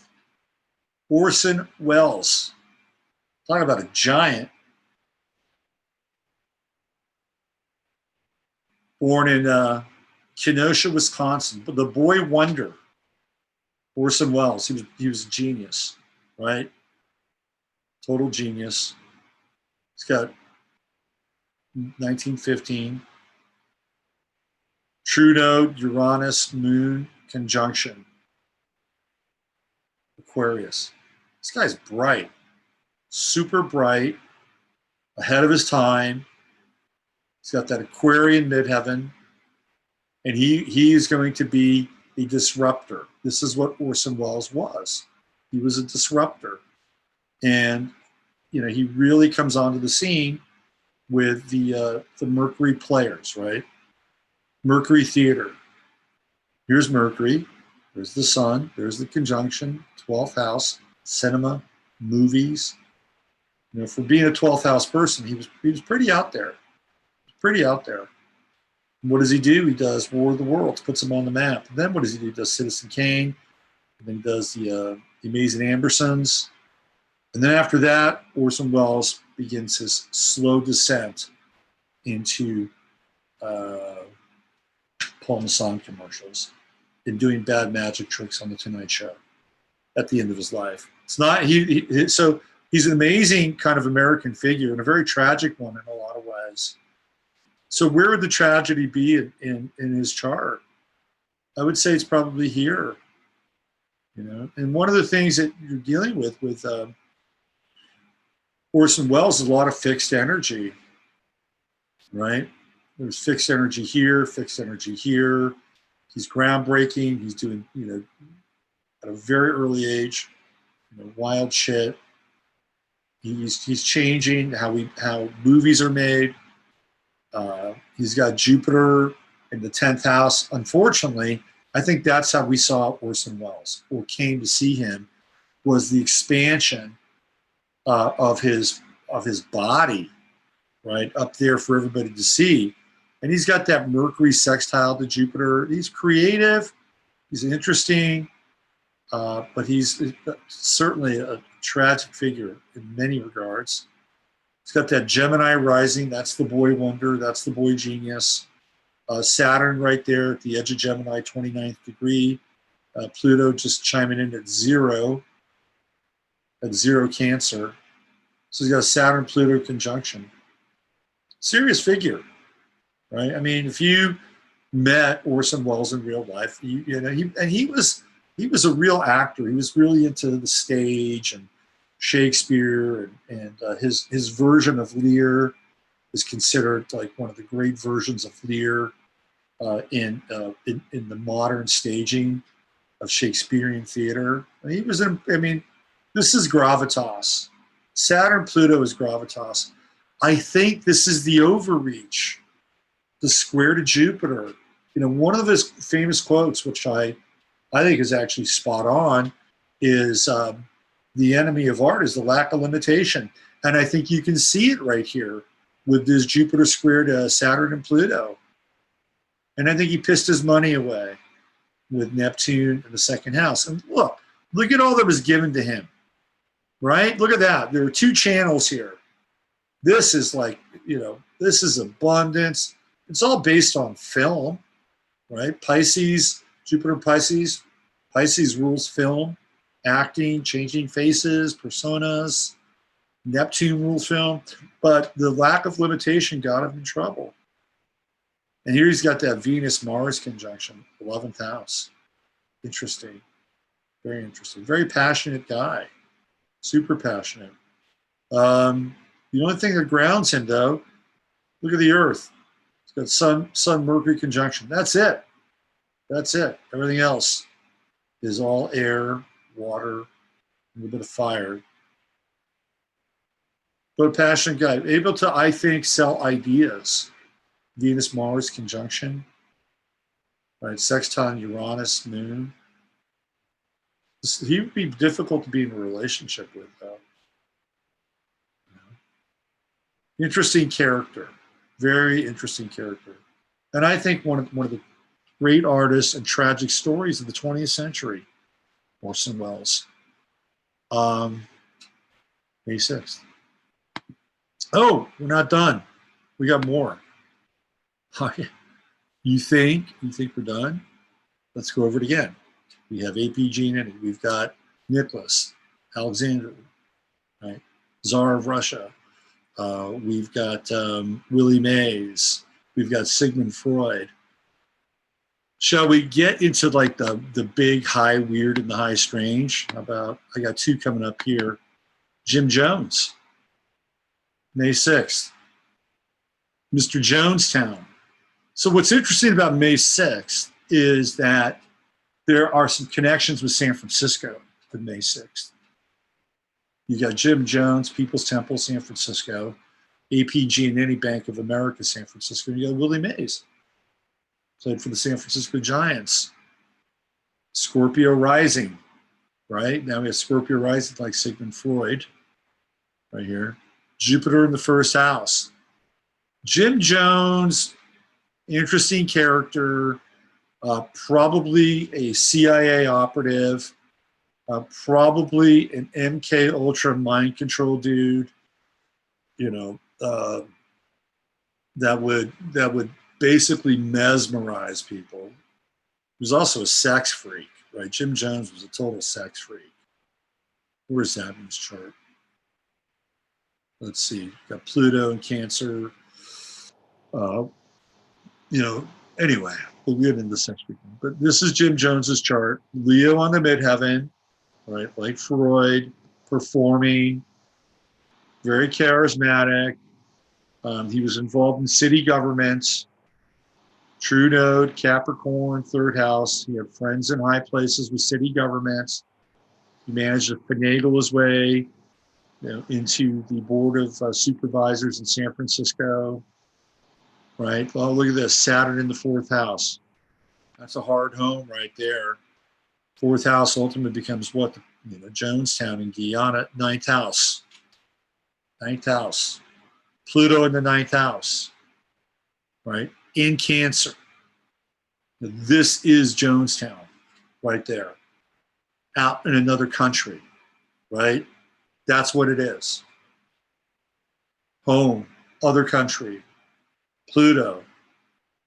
Death. Right. Highest planet in the chart at apex. Moon in Cancer, he gave people a sense of like home, right? Saturn trine Moon, sense of home. People liked Jim Jones and the People's Temple because they were a bunch of rejects. They were people that were having a hard time with life and society. And he became their shepherd. Right there. Moon in the eighth house, trine Saturn. Not conjunct Pluto. Neptune, 10th house. Neptune, Saturn opposition. Interesting. This, to me, this is kind of the cover, right? So if he's dealing with Saturnian forces in Pisces, fourth house, Neptune is the cover. Neptune is like the fog. Neptune is the mist. Neptune is the thing that obscures what's going on with Saturn here. And it's also very, very seductive, right? Neptune is very seductive here. It brings people down into that hard place with Saturn in fourth house in Pisces. And look at the fourth house cusp. It's Aquarius, right? This is like a collective, a commune. This is what Jonestown was. And again, we have Sun in the seventh and Mercury in the seventh, one-on-one. Jones is charismatic. Look, he's got a trine, Neptune trine to the Sun, Neptune trine. The guy's charismatic. You're dealing with, just at the top of the chart alone, Pluto and Neptune, right? 10th house, Pluto, 9th house. Remember I was talking about how the outer planets become these forces inside of a chart? There you go. Venus and Gemini, he's bisexual, by the way. He's bisexual. This is the kinky sex shit right here. Venus and Gemini, 8th house. Apparently, he had an insatiable sexual appetite. And Jonestown was like, he got whatever he wanted. And he's here also. We've got the Pluto sextile to Mercury. That's also very charismatic in a lot of ways. Very, very. So let's see, Jonestown happened in, it was 1979, right? It was 1979. And Neptune was in Sagittarius and Uranus was in Sagittarius. So it was right around here. Second house, he's got Venus and Gemini, so it's right here. Neptune opposite Venus. Uranus is probably pretty close. Interesting. Anyway, South Node, where is it?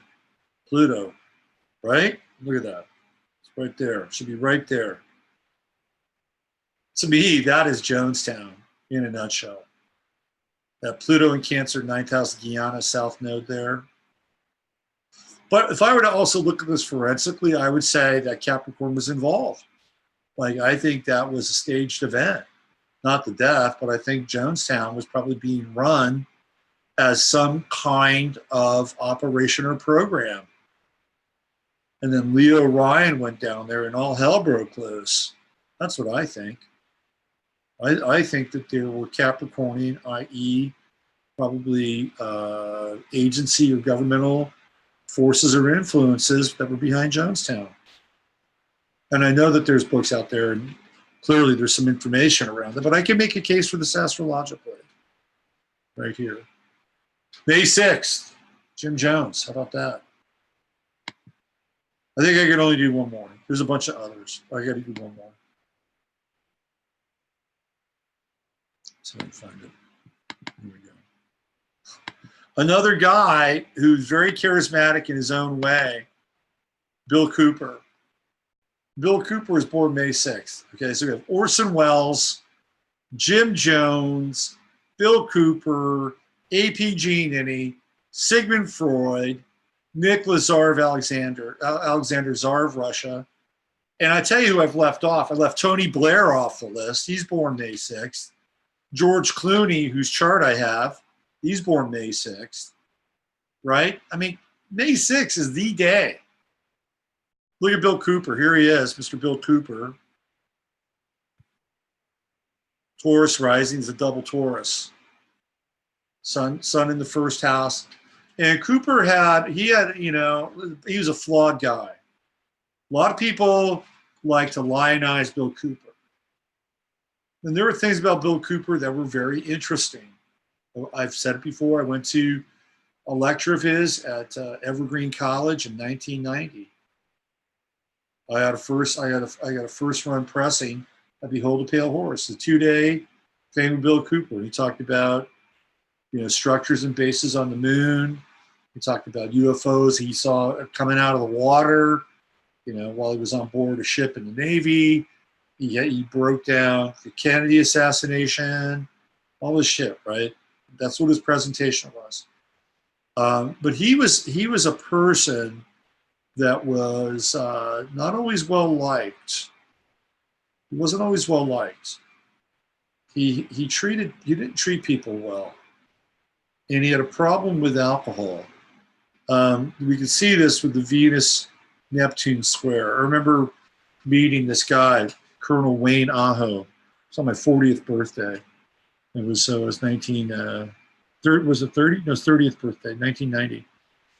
And I met him in on Mount Rainier, actually, in a restaurant just outside of my. You look him up. You can look up Wayne Aho, just out of the blue, like he was sitting next to me, and I started a conversation with him and his wife and his friend, and he's one of these George Adamski, pivotal early UFO people. And Wayne he's military. There's always some wild stories. I kind of stayed in touch with him a little bit. And I talked to him about Bill Cooper, and he said, be careful with him. He's an alcoholic, and he doesn't always tell the truth. This is what he told me. And I heard this from other people as well. And Cooper was a very powerful guy in a lot of ways. But look at this. He's got a Mercury-Uranus conjunction.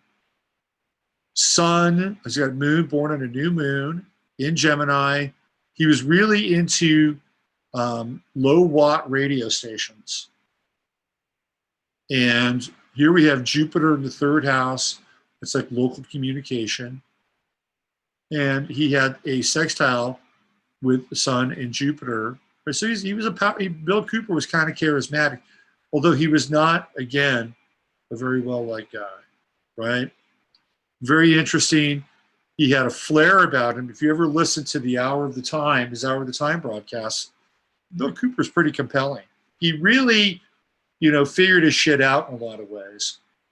And at the same time, I think he had a fatal flaw, and that fatal flaw was his Mars in Pisces, squaring off against Saturn and the moon in Gemini. Bill Cooper made enemies, right? If we can say that Saturn is, oligarchic or powerful structures, the government, whatever, he's got a Mars-Saturn square going on. right? And he wound up getting shot right outside of his home in Arizona. Boom, Mars squared moon, right? But I think Bill was brilliant, and he was really brilliant. It's all here. You look back on what he was doing, what he was talking about. He was way ahead of everybody else. He warned people about Alex Jones straight out of the gate. Alex had Bill on the air very early on, and then Cooper just dismantled Alex Jones. I told people not to trust him. Don't trust him. I'm going to show you something about Bill Cooper that I wanted to bring up here. It's this quote that I found. You guys check it out. Let me see if I can find it. It's really interesting. Let me see. I clicked a bunch of stuff. Where are we? How's everybody doing? Are you guys enjoying this? I've been talking a lot. Let's see. Come on, where are you? That's not what I want.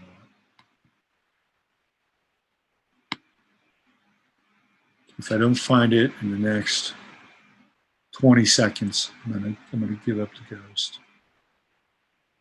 Or I'll find another way to find this thing. That's not what I want. All right, let me see if I can do this. There's more than one way to skin a cat. Anybody ever skin a cat before? Is there more than one way? I don't know if there's more than one way. Let me show you this. I found it. Kind of interesting. What's the other way of skinning a cat? All right, here we go. So, Bill Cooper on 6/28/01. He says, be prepared for a major attack, but it won't be Osama bin Laden. It will be those behind the New World Order. Whatever is going to happen, that they are going to blame on Osama bin Laden, don't you even believe it. On 6/28/01, William Cooper predicted an upcoming governmental false flag and named CIA operative, Osama bin Laden, as scapegoat. On 9/11/01, bin Laden was blamed for the WTC false flag. On 11/5/01, William Cooper was shot dead. How about that? You would think they probably could have gotten to like 11/9 and just had that synergy going on there. But that's where he was, right? That's where he was. And I think, again, if we want to make a kind of assessment of that in the chart,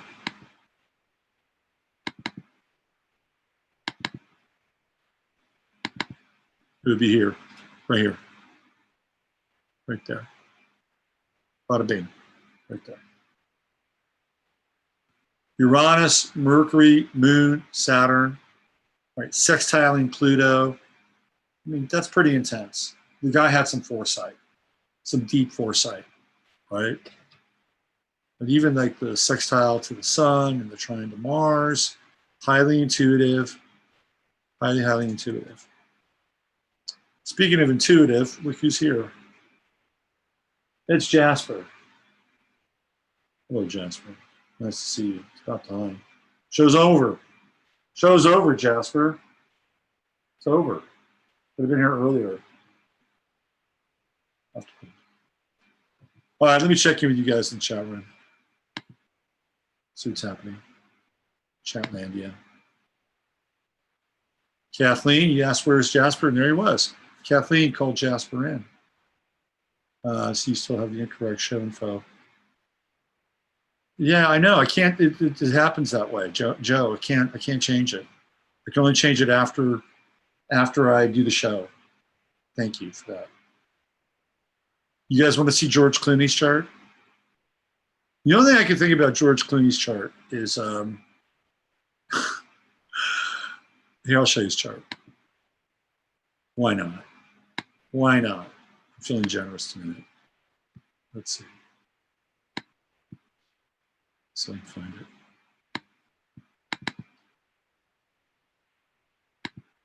All right, give me a sec.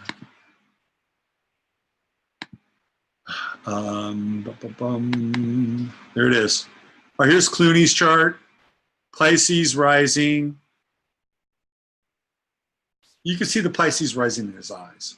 He's got Pisces rising eyes. Right? Venus in Aries, first house. This guy that, you know, when he wants something, he goes after it. Trine Uranus, unusual relationships like his arranged marriage with the transsexual known as Kamal. Not Iman. That was David Bowie. Look who's back. Look who's back. Should I sing happy birthday to him? Happy birthday to you. Happy birthday to you. Happy birthday to Jasper. Happy birthday to you. He's a good guy, Jasper. He's a really good guy. You can sit over here, though, Jasper. All right. So here's what I thought about his chart. I think his marriage with Amal is arranged. I think it's a Moon-Saturn conjunction. 11th house, right? Global community. You know, they get to see it. Looks very Aquarian. You know, she's from another country.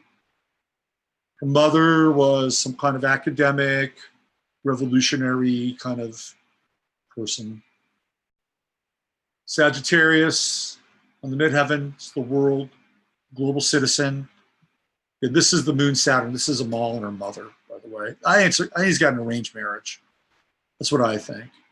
It's all for the benefit of that 11th house, Jupiter Aquarius, behind the scenes. And then there's the in conjunct here with Pluto, which is actually in conjunction with the 7th house, right? And I think there's some clues here, potentially. Like to me, this is sort of like Council on Foreign Relations, Lateral Commission, Bilderberg, Jupiter Aquarius, 12th house, behind the scenes, in conjuncting Pluto, and potentially determining who he's involved with, right?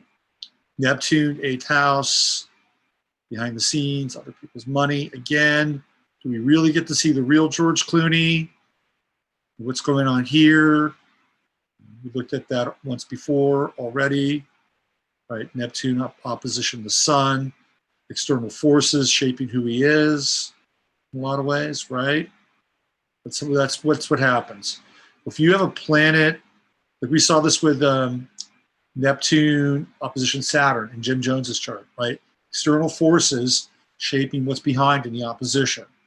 So external forces are shaping George Clooney and have shaped George Clooney. Mars is in Leo. That's a nice place for Mars, 5th house, yes. Square Neptune, opposite Saturn. I don't know. I think this is a man who is in hell. I think he's in hell. That's what I think. I think he's in hell. I think he's ruled by his passions with Mars and Leo, but his passions are being dictated in some ways, right? Here and here. So he can't really truly live a fully passionate life. That's not what's happening with his Mars. His passion is being, that's what I'm looking for. It's being compromised. His passion is compromised.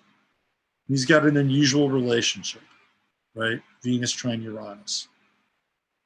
So there you go. There's George Clooney's chart. Yeah. He's got lots of money, though, or at least we think he does.